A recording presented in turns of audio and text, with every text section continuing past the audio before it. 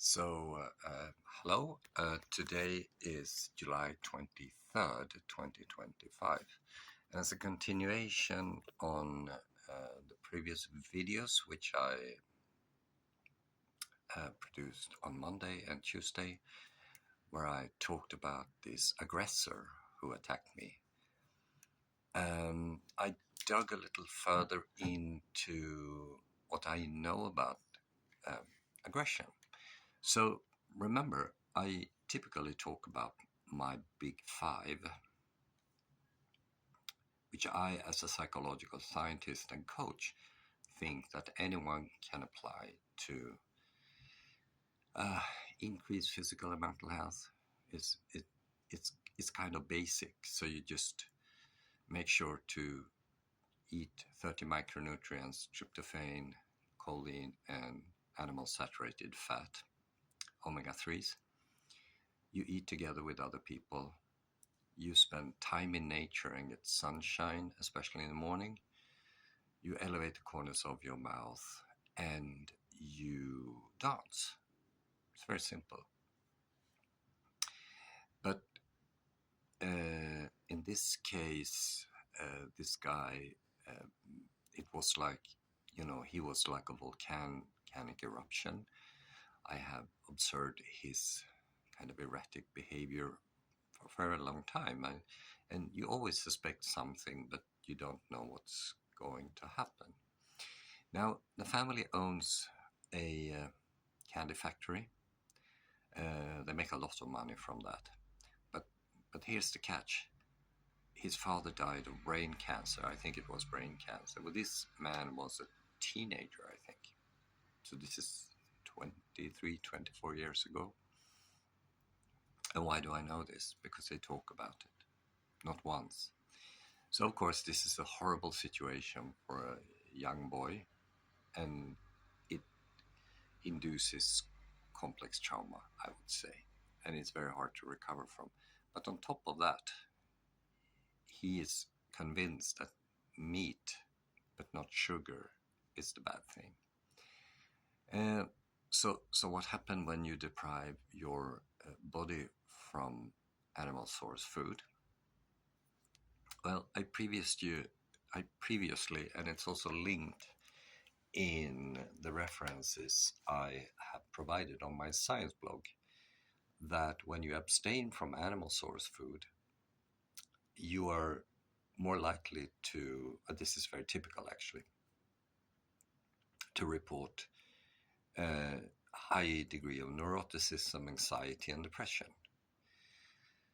And so why is that? Well, you deprive your system from very important nutrients, the ones I suggest you to consume on an everyday basis with my big five.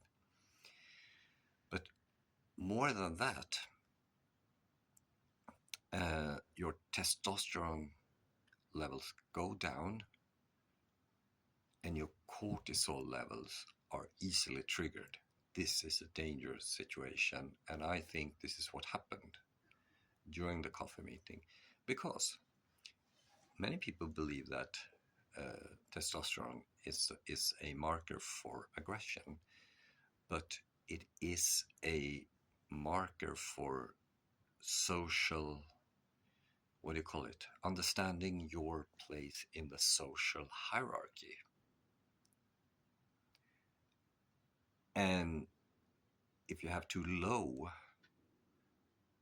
testosterone levels, that will just make you confused in this social orientation process that basically goes on throughout our whole life. And also, if you suffer from high degree of neuroticism, anxiety, and depression, which actually is more typical among women. So this guy is one of the few I met who have these issues. You're on edge, meaning you're about to erupt. So I think my hypothesis, some educated guess, is that due to a combination of complex trauma from for losing his father, um, and malnutrition because of the false belief that it wasn't the sugar but meat, which caused the brain cancer. He's on a slippery slope where his physical and mental health is deteriorating. And part of that is that he challenged me. I mean, I'm in Finland because I'm an expert. He's in Finland because they own a candy factory. It is some difference. I don't want to be rude or anything like that.